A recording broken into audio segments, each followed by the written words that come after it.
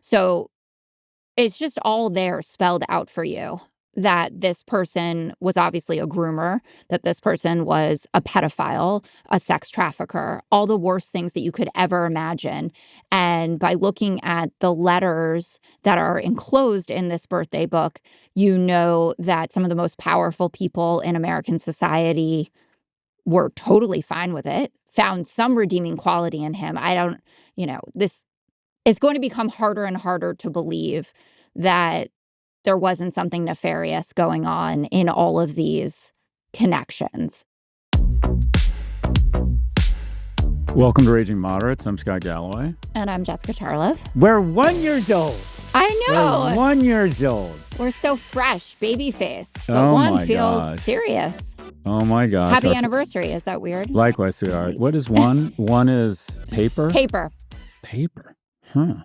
Yeah. Well, Daddy's been bringing you Benjamins, if I might say so I was myself. going to say, so is there like a money joke that's supposed to, but it's supposed to be sentimental, like, Is what it? you give your partner on a 1 year anniversary, like a special card or, a photograph framed from your best trip ever. 1 year But should we be could just just talk about money. 1 year should just be a note saying, okay, if this hadn't happened, it'd be really fucking embarrassing.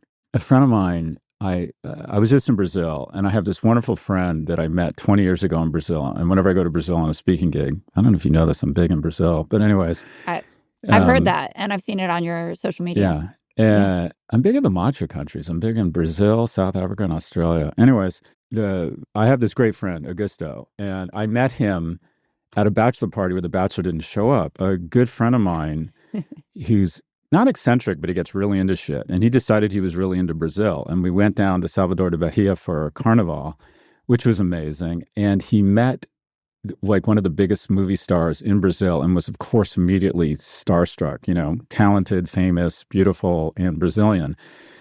Anyways, their marriage lasted like just not very long. But my friendship with Augusto has endured 20 plus years, and we knew it wouldn't work very long when the night before the bachelor party in Floripa, she would not let him go. This was like 23 years ago. And she just decided, and we all said, he sent out this big email saying, guys, I'm really sorry, but, I forget her name, is upset and won't let me go. So I just don't feel like I can go. And we're like, well, no, we were more concerned with us. We're like, dude, this isn't about you. We're all going. None of us are canceling our trip. This had nothing to do with you. This was about Brazil, surfing, Floripa. Anyways, that did not last a year. I don't know how I got here, Jess. Well, Jess, what are your reflections? Lifting. What are your reflections on the year? I think we're supposed to talk about this at the end of the show, but we can start early. Mm-hmm. But we're going to have a lot of like Epstein stuff to talk about, so we can go early. My reflections are that this has been one of the most wonderful, consequential experiences of my professional life. And I'm so thrilled to be doing this with you. And, a lot of people obviously want to get into podcasting, and it's kind of a joke, right? But I got so lucky that I was partnered up with someone that already has a podcasting empire. So everything was just easy, and your team has been so fantastic and welcomed me into the Prof G fold. And I feel like we've carved out a nice space for this Raging Moderates conversation, and I've had a blast. And the idea also that I could speak for more than, 90 seconds without being interrupted is thrilling. And I always look forward to it. So I had a great year. I'm so glad. That's very nice. By the way, I always like to draw this to a life lesson for you young professionals out there. That's how you get a raise. Oh, really? Is that yeah, happening? Are we going back to paper? Yeah. The paper is coming? Yeah, I wasn't even trying to do it that way. It was just genuinely what my reflection is. I mean, even the stuff that's hard, and it's weird to think about it as like, I get it. We're not coal miners and we're not curing cancer and all the things. But there are caring for children, because being a mother is the hardest job. Jeff. That's true. And school drop-off started this week. Yes, it really is the hardest job? Well, do you want to carry someone in your stomach, then get them out of your body and be responsible for them basically for the rest of their lives? Because I know people say, oh, they go to college. I still call my mommy on my way to work every single day. So yeah, it never ends. Yeah. No, I had Indian food last night, so I think that's somewhat similar. Kind of walking around. Yeah, it's like a wild stomach ache and a bad poop. I feel like I'm on the verge of throwing up every 30 minutes. And also, I'm a little pregnant all the time because I have to pee all the time. Oh, yeah. Aging with the male bladder is not great. No, it's not great. But I like that you speak to your mother every day. Oh, yeah, definitely. Nice. I mean, I always did, but even more so since my dad passed away. She's the best. Even when she's wrong, she's the best. Yeah, I used to speak to my mom every day. That's nice. Yeah. That's really nice. That's good. Not a lot of sons do that. I think more than you think. I think that actually a lot of men I know are, most of the men in my life are really, really close with their mother. Maybe that's good. I'm sorry, I'm drawn to kind of feminine men, and maybe that's just part of it. Or I don't know if you need to be masculine or feminine. It's not a femininity thing. It's not a femininity thing. Yeah. Yeah, that's probably true. But anyways, I'm glad you talked to your mom. I'm glad you're happy. Are you happy? You're in. Yeah, I need really some affirmation back now. Has this been the most consequential year of your professional life? I'm not sure I'd go that far, but you're like still selling L2 was pretty cool, but you're fine. No, 160 million felt pretty good. We did not earn that. Yeah. Yeah. To be honest, the sentiment or the emotion I register on this podcast is imposter syndrome, and that is, I have a view on politics, but I don't bring the same expertise and rigor that you bring with your polling background, and you're thinking about it all day because you're on Fox, and you just have more street cred. You're looking at data. I'm just throwing out an opinion, and I'm usually the salsa in podcasts, and someone else is the straight man, and it's flipped here, so it's been a learning experience for me. It's really me asking you questions. But I very much enjoy it, and as is the nature of politics, I really enjoy meeting our elected representatives. It makes me feel better about our elected representatives. What is unfortunate is the comments and the things you get back. People are so polarized and sort of a hair trigger away from being angry around your views. If I'm talking about stocks, or I'm talking about why young men are struggling, people come back with thoughtful comments. Here it's just like, okay, you fucking libtard. I mean, it's just... Yeah, cry harder. There's not a lot of room. For nuance? There's not a lot of, I don't know. Not like that's the right word, nuance and context. Anyways, I think we killed banter there. I think we can move on. Nailed it. Again, happy 1 year anniversary.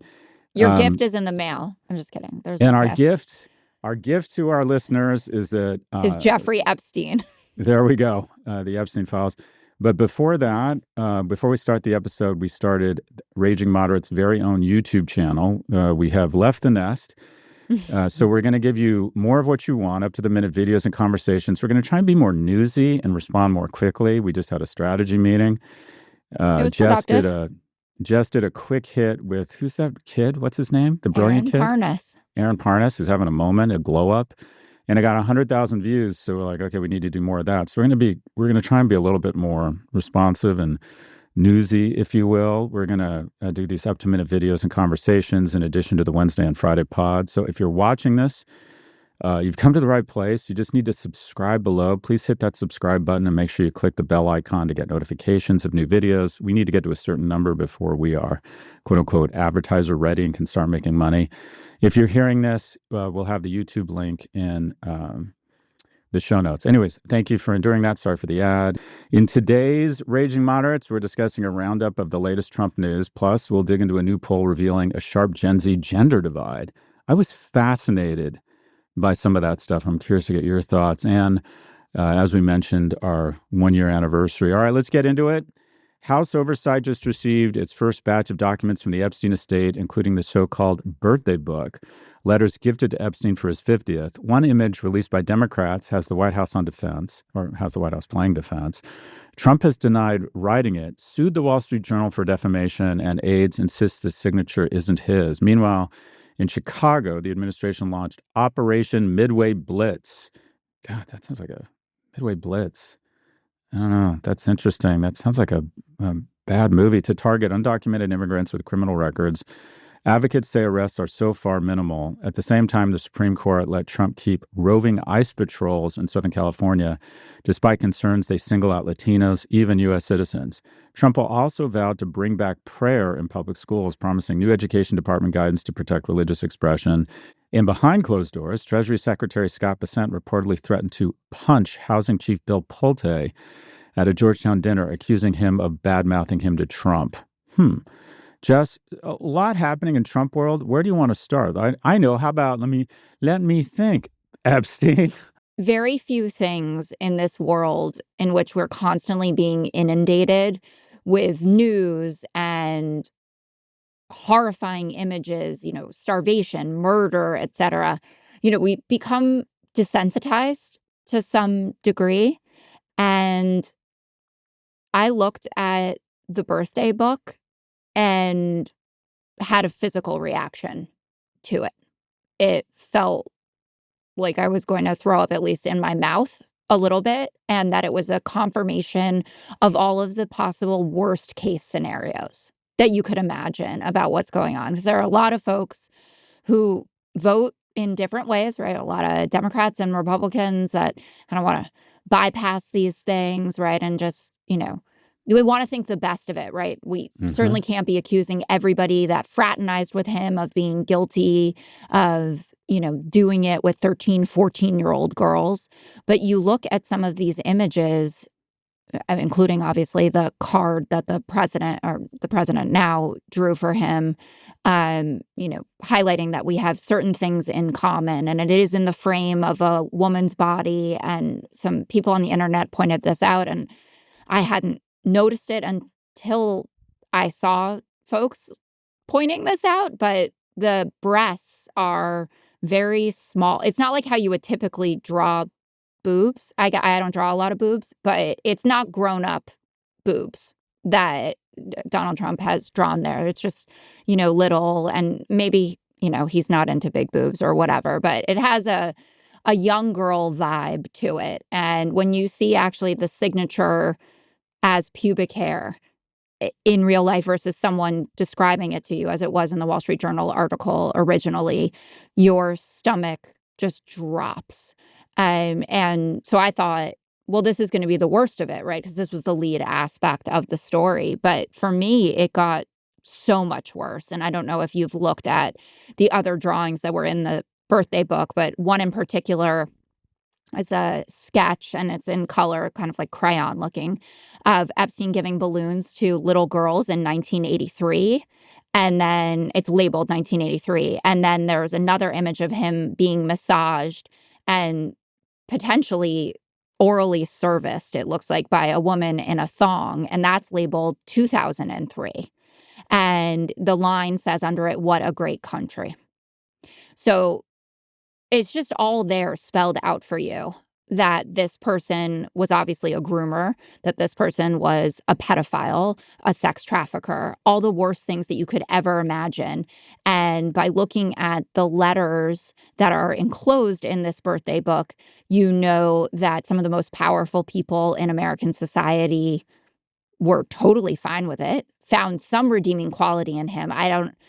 This it's going to become harder and harder to believe that there wasn't something nefarious going on in all of these connections. And this goes so far beyond what I had to adjust to as locker room talk in 2016, right? With the Access Hollywood tape. I have accepted that American society is cool with that. But to look at what's in this book and think that people are going to be okay with this breaks my heart.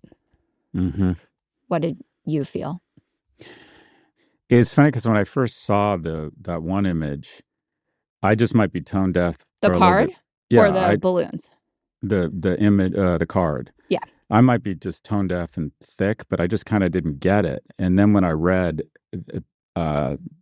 someone pointed out that this looked like someone who was going through or had not gone through puberty yet, and the pubic hair thing, you're right. You hear that, and it's just like, whoa. I mean, that's just creepy. And then the creepiest thing, or creepy squared, was I thought, okay, I don't think he's a very creative person.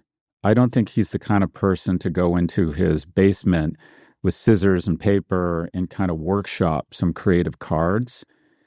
He clearly got help. And my sense is, I'm just trying to imagine him saying to someone, hey, I want to send this guy a birthday card. Can you brainstorm some ideas? Him describing what he wanted and then seeing it and going, that's perfect. This wasn't like an errant, like stupid, like people send stupid emails or like make offhanded comments that are totally inappropriate. I get out over my skis all the time and say shit that's just not appropriate. And then I look back and they go, I wish I could take that back. But this felt like This felt like a piece of work and a project where he hired or had resources and he instructed them, this is the vibe I want to get across. It's got to be funny. It's got to be creative. It's a book. And then people came back to him probably with several ideas and he said, that's the one. Mm-hmm. And it's, unfortunately, I think right now the most consequential figure in the world is probably not Putin. I think it's Xi. I think Xi is in the background playing us like a fiddle. And then probably number two in terms of damage, I would argue, is Bobby Kennedy. He'll be consequential in 5 or 10 years when we have measles and rubella outbreaks, and then people realize that, okay, this is why we have these outbreaks, by creating massive friction around getting vaccines. But arguably the most powerful person in domestic politics right now is Epstein, posthumously, because he basically shut down the government. And in order for Speaker Johnson to try and get this out of the news cycle, he dismissed Congress early. And it's not as if they don't have a lot to do. So he shut down the government. And my favorite was Speaker Johnson claiming that, no, Trump is actually a hero in all of this, that he's an FBI informant. And even, it sounds like even MAGA hasn't picked up on that. Even MAGA's gone, okay, that's a bridge too far. But this is, essentially, it feels as if, I would argue that those narco-terrorists or innocent civilians, whatever your viewpoint is on those people who were killed in the boat off the Venezuelan coast, I think Epstein did that. I believe, and this is my thesis, that there are 5 or 6 people in a room querying AI, different LLMs with different prompts around how do we keep Epstein out of the news cycle. And they're coming up with just a ton of ideas, whether it's threaten to fire Chairman Powell, now say that's bullshit tomorrow. A military strike that against a nation that doesn't have the power to move back under the auspices of narco-terrorism. Change the name of a cabinet for no real reason. And that's not to say that they don't want to do these things or they don't think these things are right. But I think everything is done under I think there was a concerted, methodical, and quite frankly, quite effective strategy right now of every day pushing Epstein out of the media cycle. I think Jeffrey Epstein right now is the most powerful person posthumously, or the most consequential and influential figure in American politics. What are your thoughts? Do I sound very conspiracy theory here? No, not at all. This has been the theme since, I don't know what, it's a couple months now, I should say, since this came back into the news in a very prominent manner. And you see it all over social media. Whatever the headline is like, where are the Epstein files, right? And Caroline Leavitt, there was that conspiracy theory that one day when she had to talk about Epstein, she didn't wear her cross to the press briefing room. But those are the hardest questions that she gets, because she knows also that this is something that activates the MAGA base. This isn't the usual liberals are over here screaming the sky is falling and, we're going to oppose everything that's going on. There is a core faction of Donald Trump supporters that are incensed about this. And it's not just the fact that young women were abused, raped, trafficked. It's that Donald Trump sold them on this idea that he wasn't part of the cabal of powerful men that are preying upon the rest of society. And it turns out that not only is he part of it, that he's a main feature of the birthday book, right? He is a flagship participant in this world. And, there are some big-time Republican or MAGA influencers that are going along with Trump on this. Like Charlie Kirk has, he's buttoned up now, right? And he's on message and whatever they're saying now. Caroline Leavitt tweeted that this somehow exonerated him. I mean, they're trying to get into the signature comparisons, and to the Journal's credit, and a lot of credit goes to the Journal for this, they included signature comparisons from Trump around the same period and notes to George Conway, who he's obviously no fan of anymore, and to Hillary Clinton. I mean, this is indisputable. The New York Times is out with their analysis of it. It is obviously his signature. So this idea that Donald Trump is somehow the hero in it and Mike Johnson had to back off of the ludicrous idea that he was the FBI informant that's actually exposing all this terrible stuff that's going on is not going to fly. J.D. Vance has been humiliated, 50 ways from Sunday on this because he had posted, excuse my language, but in a word, this is bullshit. It's not bullshit. And I understand that you have the fight or flight response to these things. And they think like, well, what can we do? Deny, deny, deny, deny. Let's slap a huge lawsuit out there, $10 billion. And Rupert Murdoch in the Journal basically said, if you come for the king, you best not miss. And they missed. They missed bigly on this one. And the idea that they thought that there was a chance that the Journal would have gone to print with something this massive that they hadn't fact-checked to oblivion is beyond reckoning. Or, that's the wrong word. Beyond comprehension. That is the correct way to say it. So, hats off to the Journal for doing this and being so buttoned up about it as well. But this is the Epstein files, and how this is all being handled is one of those 80-20 issues that we hear about all the time that the Democrats always take the wrong side of, right? Like, trans people in competitive sports. Basically, no one is satisfied with how the Trump administration is managing this. And Ro Khanna and Thomas Massie, who are spearheading that bipartisan discharge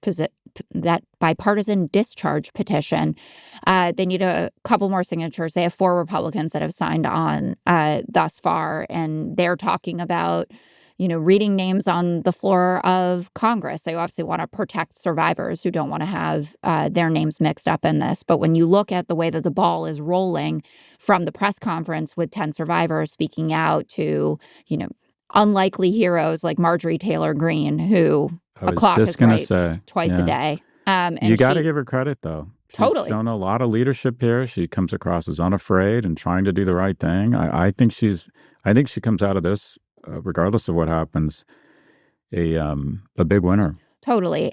It's interesting how there are some things that supersede politics, right? They're so visceral.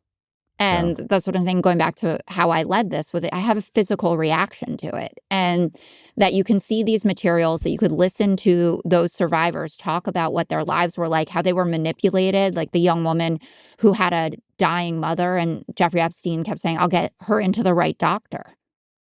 Is there a sicker way to get someone to give you a dirty massage than to say, I'll help you save your mother? And Marjorie Taylor Greene's just saying this is not red or blue.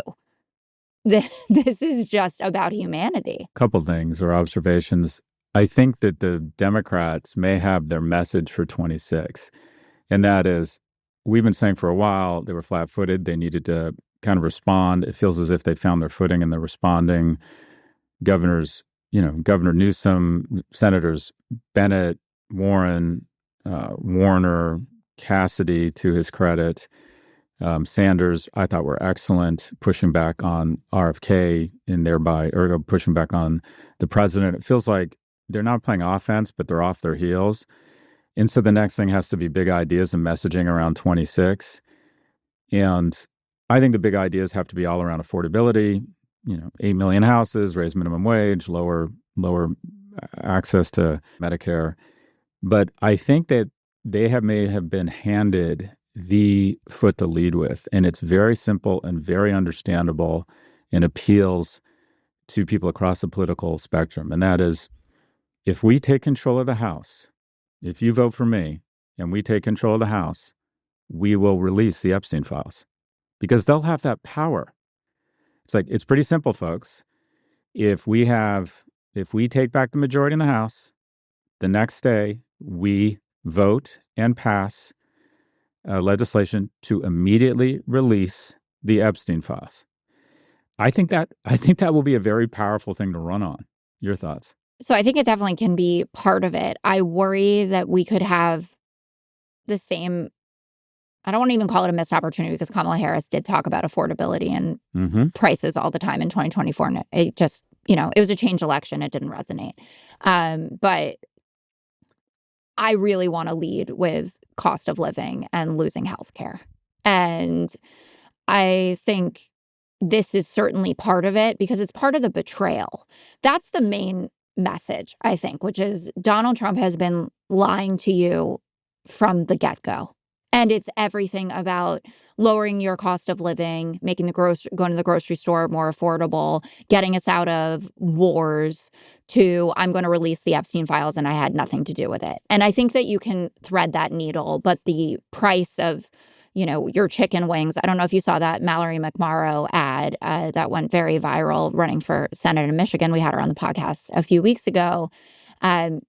She's talking about all of the ads in NFL Red Zone, which was supposed to be 7 hours of ad free. People were really pissed about it. But she's talking about, it's $19 for chicken wings, $5 for chips. Even your price of beer is going up. And to me, that has to be the front foot, and then the back foot is all of this. But I think the mismanagement of the Epstein files and, frankly, the corruption that's going on surrounding it is certainly part and parcel of this package that Donald Trump sold you a really bad bill of goods. And you can't point to an area in your life where you are better off than you were when he assumed the presidency on January 21st.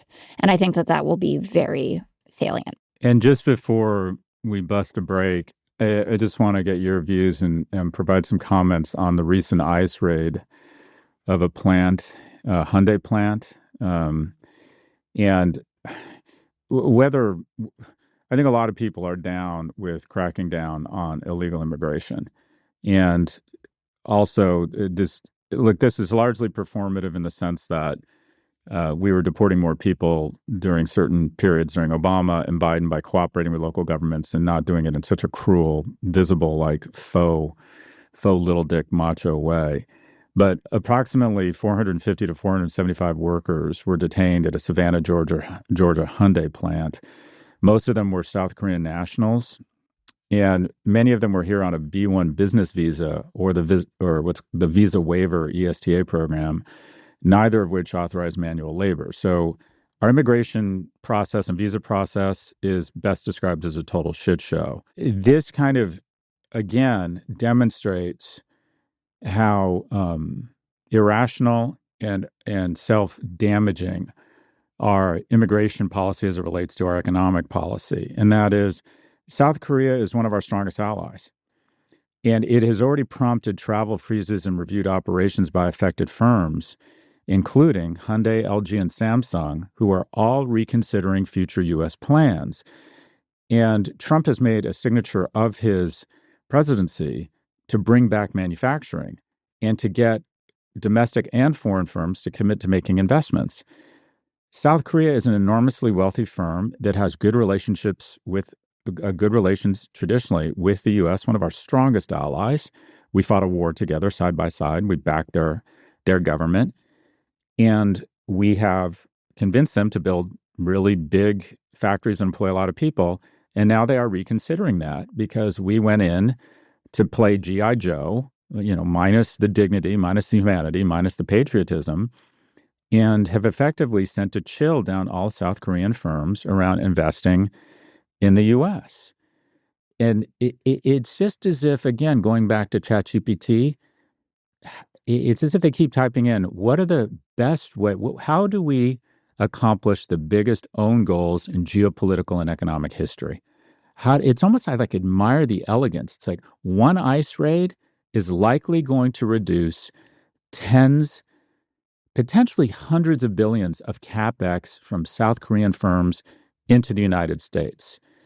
Nobody wants to leave their home, be an engineer, go work at a plant, and then get rounded up. When those people get out of jail, which they're probably already out of jail, they go back to fucking Seoul and they think, you know what?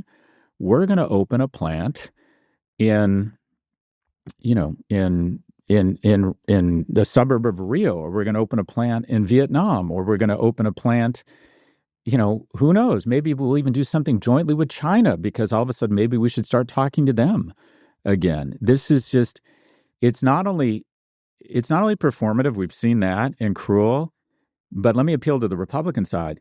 This will absolutely reduce jobs of domestic workers. That Hyundai plant hires and creates a lot of jobs, for high-paying jobs for domestic workers. We're saying fuck you to a great ally. South Korea is an amazing success story. They build incredible products. The only rival to the iPhone is a product made in South Korea.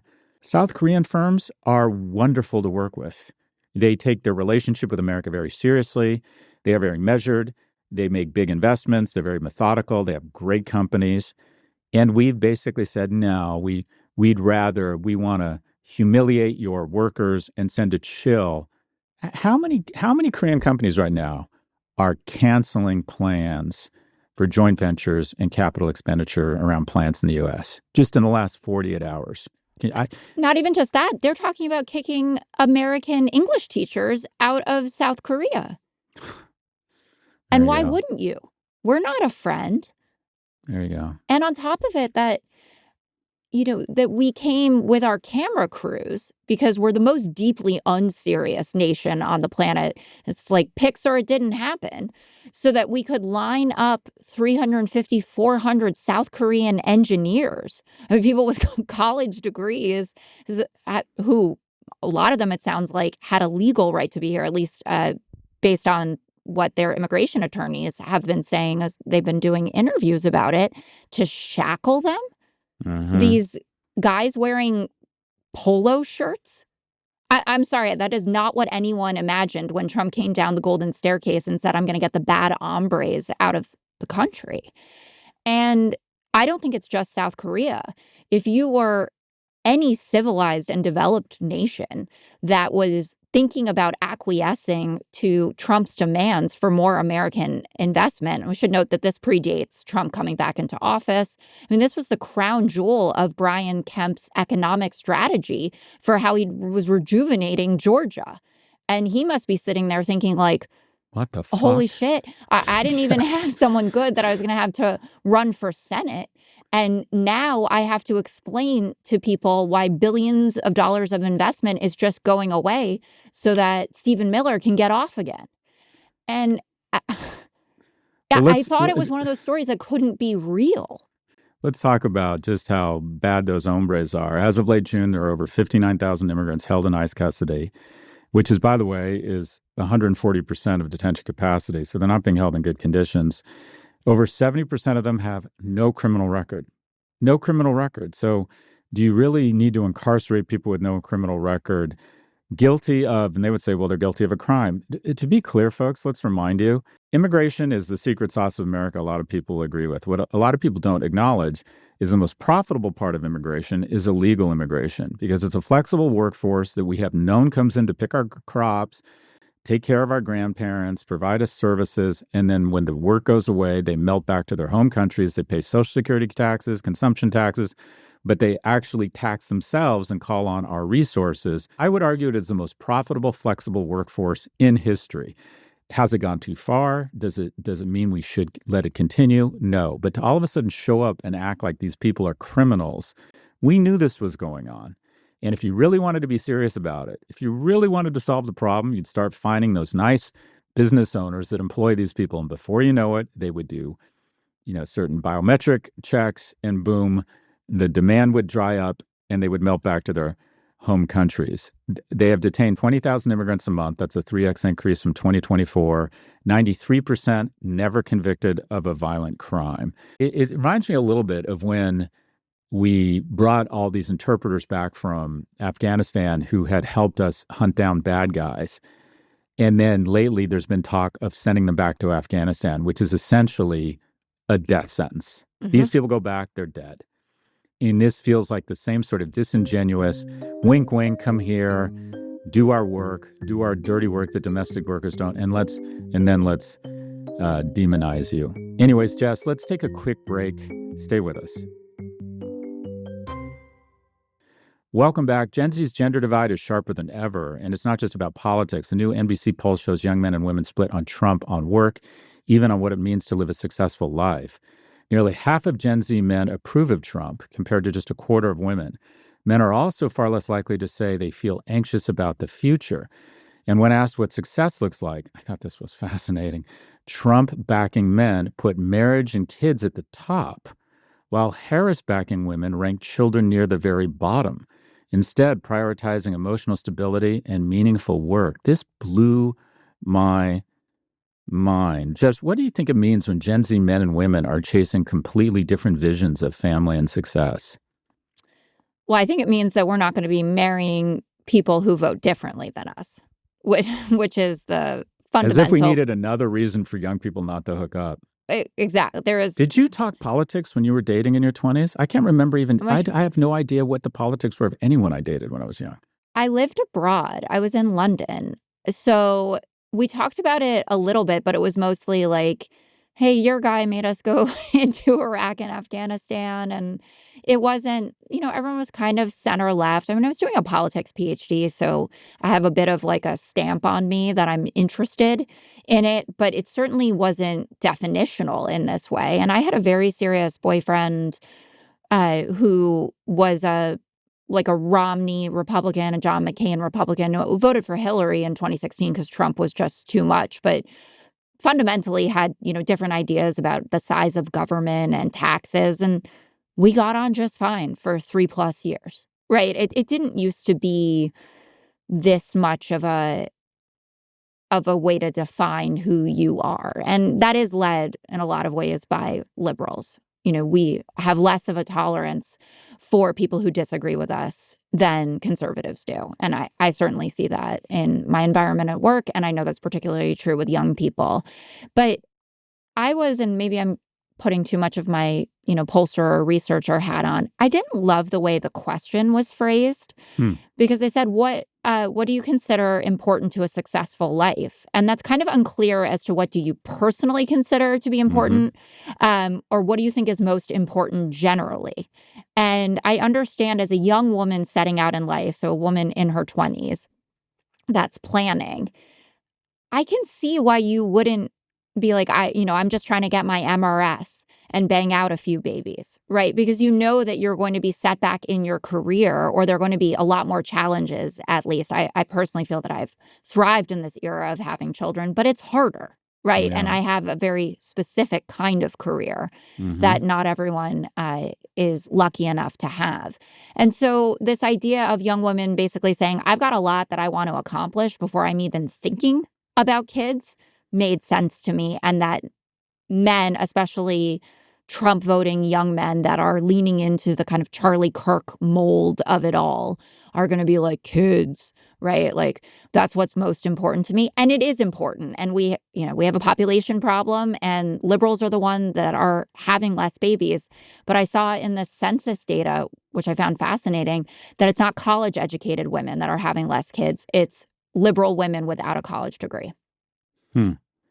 So give me, this must have, when I found this, or when I saw this study, I sent it to David. I was like, Scott's going to love this. We got to talk about it. Well, it feels as if women, the bottom line is a lot of women who have opportunities and economic independence, which is a wonderful thing. The bottom line is divorce rates have gone up since the 70s as women have gained more economic independence. In sum, women's ascent economically has not been matched by men's ascent in terms of their ability to manage more of the domestic responsibilities. And so a lot of women are doing the math and saying, the math ain't mathing, I'm out. And it's sort of creeped down to the younger generations where now I think a lot of women are saying, I have reshaped my life around my relationships, different types of relationships, my work, and I don't necessarily need to have a romantic relationship to feel like that I'm a success. And that I'm happy. And that I'm happy. And one of the biggest myths that the data should dispel is the following. There's this cartoon of a woman in her 30s who hasn't found love and doesn't have a husband, and she has failed at life. And all of the data, including this one, in my opinion, in terms of the aspirations of young men and young women, show the following, and this is true. Men need relationships and get more from them, romantic relationships, than women. On average, men live 4 to 7 years longer when they're married, women 2 to 4 years longer. Widows are happier after their husband dies than when they were married. Widowers are less happy. Men are much less likely, they have better health outcomes, much more likely the household to build wealth. And essentially only 1 in 3 men is in a relationship under the age of 30, whereas 2 in 3 women are. And you think, well, that's mathematically impossible. It's not, because women are dating older because they want more economically and emotionally viable men. And one of the things that it just should be dispelled is that men get more from romantic relationships because they need guardrails more, they need support more than women. 80% of men say that their best friend is their wife, where it's only 1 in 3 women say their best friend is their husband. So and what's sad about this is that young men continue. Some of it is real. Some of it is they feel aggrieved because I think they're told they're victims, and sometimes that's just not true. But I do think there is some misandry out there. A lot of the pop songs now are really just around talking about the insufficiency or the drawbacks or how men are lacking. No man would ever start singing that about a 25-year-old woman. You just wouldn't be allowed to do that.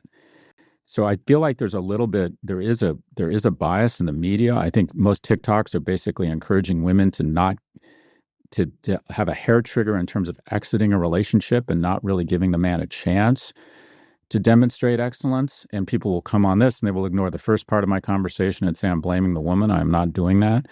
But what we have is a generation of young men who are being told they have no value, are having a difficult time finding venues to demonstrate excellence.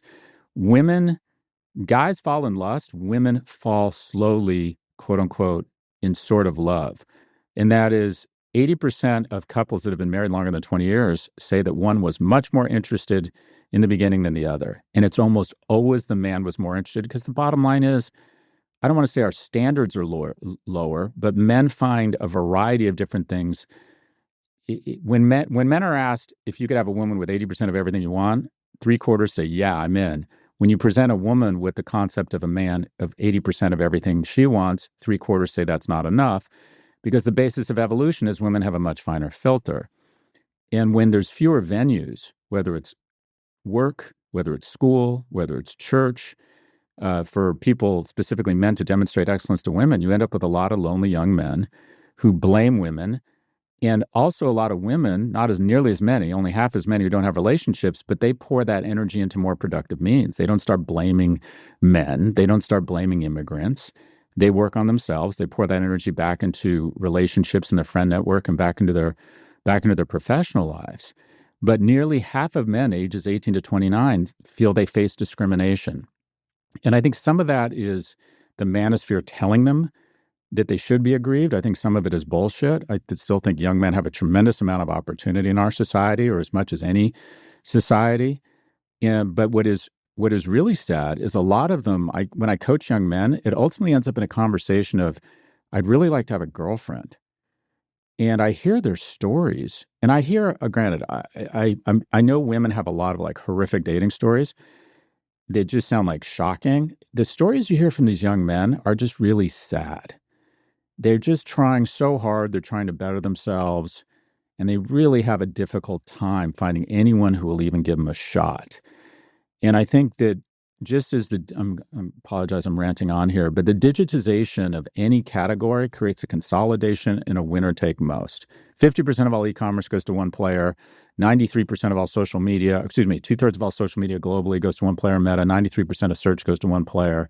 When you digitize something, it all aggregates and becomes a winner take all. And the same thing has happened in dating, and that is the top 10% of men are just cleaning up, and the bottom 90% are just kind of shut out of the mating market. And I think it's creating a lot of unnecessary anger and real fissure. And I like the idea, going back to messaging, of Democrats talking about certain key themes and messages. And one of the key messages I'm trying to convince people to run on is the restoration or rejuvenation or the power of alliances. Alliances between moderates, alliances between great nations, democracies, alliances between us and Ukraine, us and Israel, the power of alliances.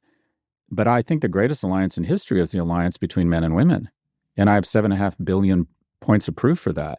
And that the happiest households bring a mix of masculine and feminine energy. Feminine energy heals, masculine energy protects, and together they make great humans. And that's not to say two women in a household can bring masculine and feminine energy. I'm not sequestering either of those things to people born as male or female. But there's just less mixing now, less interacting, less coupling, less mating, less connecting. And especially when men don't have the guardrails. I think about, if I hadn't been forced to go into work at Morgan Stanley, put on a tie, and commute from my mom's house to downtown 515 Figueroa and have a tie on, I think I would have smoked a lot more pot. If I hadn't had a boss who pulled me into a conference room like every other day and said, don't say that. If I hadn't had a girlfriend who said, stop drinking so much or I'm going to break up with you, or be kinder. And these men, so many men don't have the benefit of these guardrails now, because everything is a reason not to date that guy or not give him a second coffee. And I found this just really discouraging, that these men do still value family and children, and women have basically said, you know what? I don't need it. I don't need it. Your thoughts? There was a lot in there. No. Well, that was the point in making this a topic, because I knew you would have a lot of thoughts on it, and a few that I want to jump on or add to about the dating scene.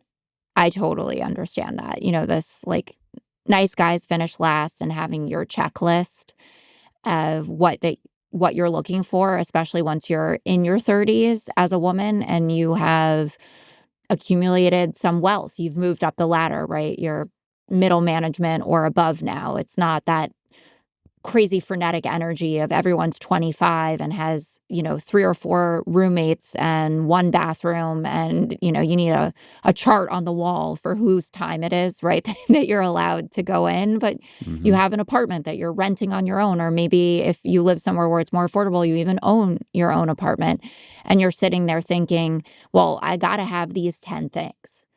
And the truth is that life just doesn't work that way. You have 1 or 2 core things that you need in someone, but the overwhelming message that I hear from my friends who are in happy marriages, as, people in their upper 30s or low 40s, is marry someone kind.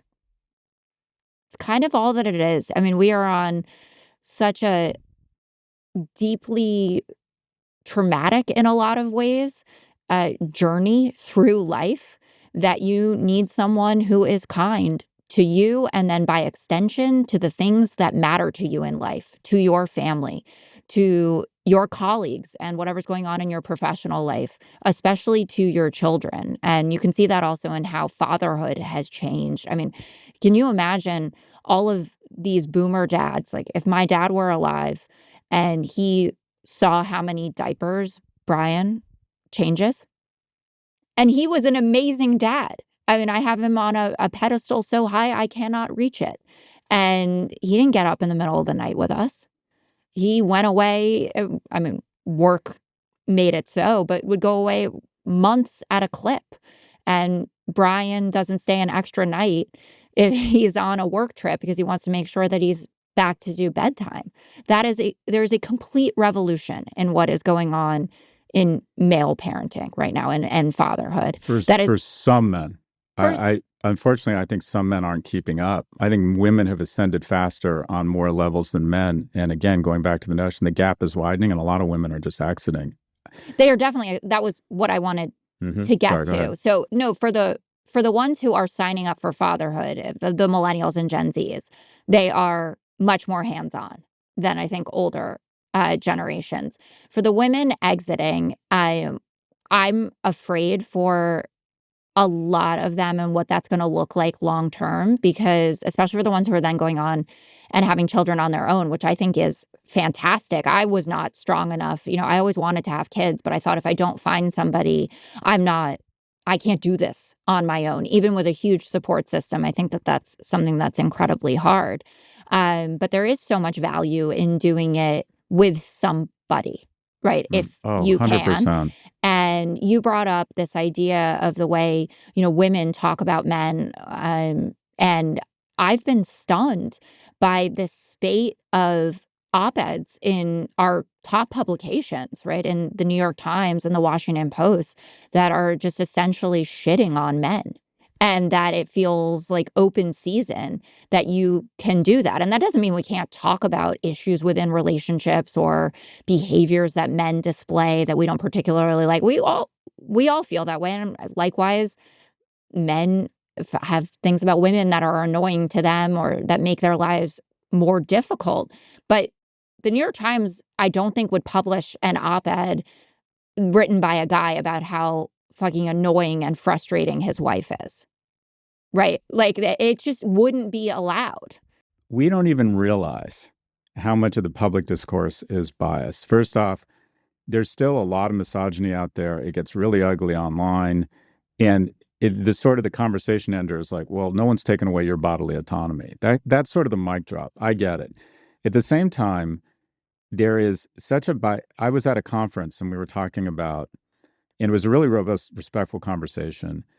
And I said, look, at some point we have to acknowledge that people born as male and people born as female have certain biological predispositions that give them certain behavioral characteristics more prone to people born as a male or as a female. And I said, look, what you probably have with leveling of the academic field and a prefrontal cortex that matures earlier, that's the executive gas on, gas off function. You're going to have more women, it's already true, in law school and in medical school. And also you could argue that because of what I feel are more feminine characteristics around nurturing, I said women will likely disproportionately populate our medical professions. They will likely make better doctors. They will likely make better lawyers. They will likely make better PhDs because they have an easier time adapting to the more rigorous standards of academia. Everyone in the audience is nodding their head. Like clap, nodding their head. Oh, I get, yeah, you're right. Women will be better doctors. And I've also said, I believe in general, and in no way should this reduce the equality of opportunity. I think in general, I have found women are better managers.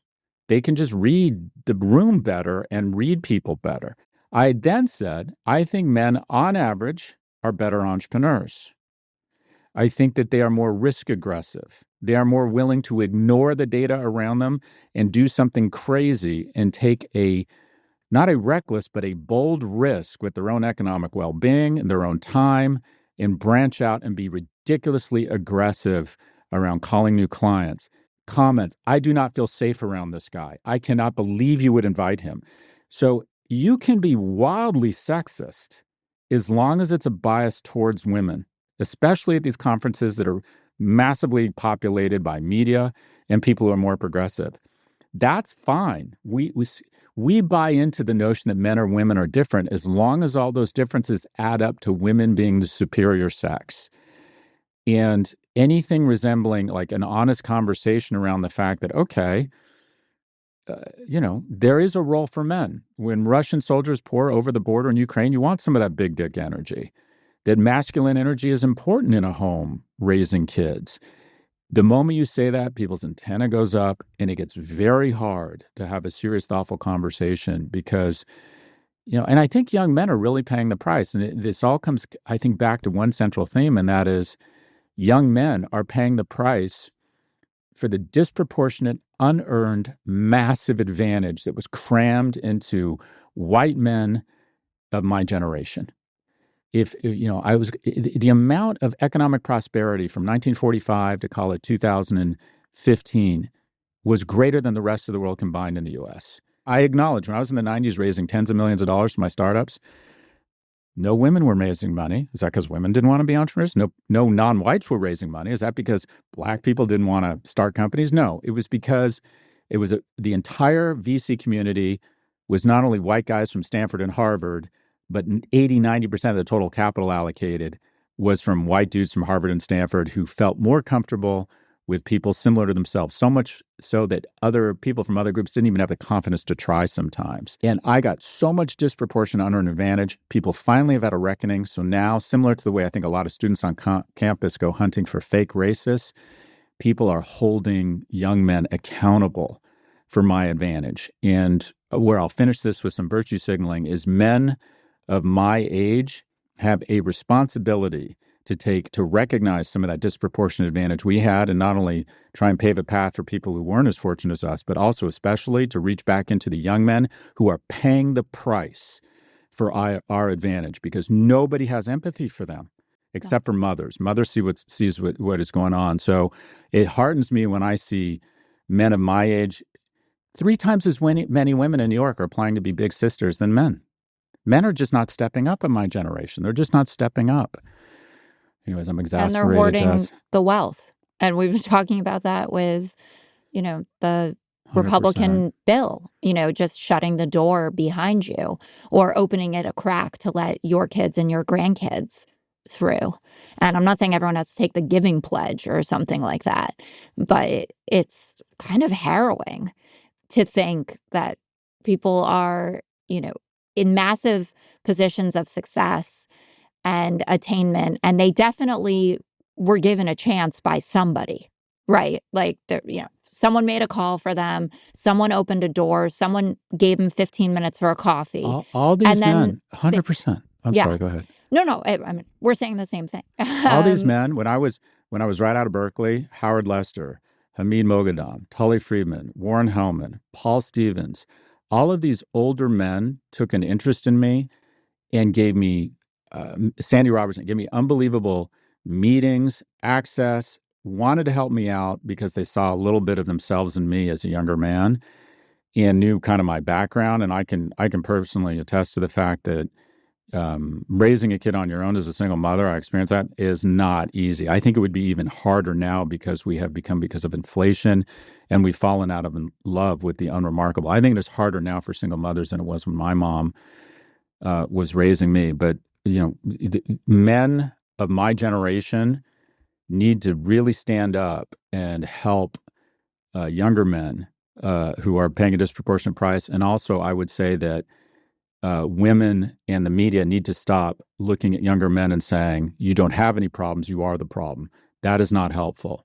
No, and you don't even, if you want to just make it, in purely like winning and losing terms, you're pissed off you lost the election. Well, here is a route to trying to rectify some of the problems that we had that turned off an entire generation of men from the Democratic Party. It's pretty simple. It's why Trump won. The good news, and I want to end on a good note, is that everyone from President Obama to Governors Newsom and Moore have highlighted this issue and said, okay, something is wrong in Mudville and it requires real attention. And even better news, have you heard this?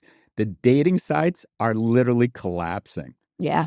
Like the people have decided, young people have said, you know what? And you know what's taking off? Things like running clubs, dining clubs, book clubs. In-person is back in vogue again. And I could not wish more ill will on publicly traded companies than these dating sites. I love hearing that Bumble is laying off its staff. I apologize, Bumble. I hope you all go on to do bigger and better things. And that Match is down 70 or 80%. I think online dating has been a disaster for both men and women, especially men. And everybody just ends up discouraged about the other sex. Before we go, we again want to celebrate our 1-year anniversary. We'd like to take a moment such that we could play a few of our favorite moments. I have not heard this. Jess, have you heard this? It's cute. Yeah. Oh, I have not heard this. Roll tape. So we're trying something new here at Raging Moderates. This is going to be the formal last question, and you are the inaugural flight on this. So what's one issue that makes you want to rage, and one issue you think we should all calm down about? I do think we need to be raging about veterans. The tax code. It's so frustrating to me. One thing that really makes me rage, that we are the only industrialized nation in the entire world without access to paid leave and affordable, accessible childcare. infuriating. I mean, the Liberation Day tariffs, it is the most, probably the greatest act of national self-sabotage. The thing that makes me rage is this completely false narrative that the economy is stronger and job growth is higher when a Republican president is in the White House. And I'm still pissed about what's happening to USAID. First of all, what makes me rage is traffic. I just don't think we should be out there campaigning in swing states with Mark Cuban as our spokesperson or be. So, a little bit of rage there. Me rage is the whole anti-empathy thing. Disheartening that we are living in a time of such overt misogyny and pushback on the rights that women have gained over the last, 100+ years. We are better than this. That is probably, above all else, what enrages me in terms of the moment that we find ourselves in. The mainstream media's job in the Trump era too often has not been to get the story, but to get the president. And I think it helped him win this time, frankly. I think the 5 o'clock or 7 o'clock one, I was having an Egg McMuffin, and I got so much grief.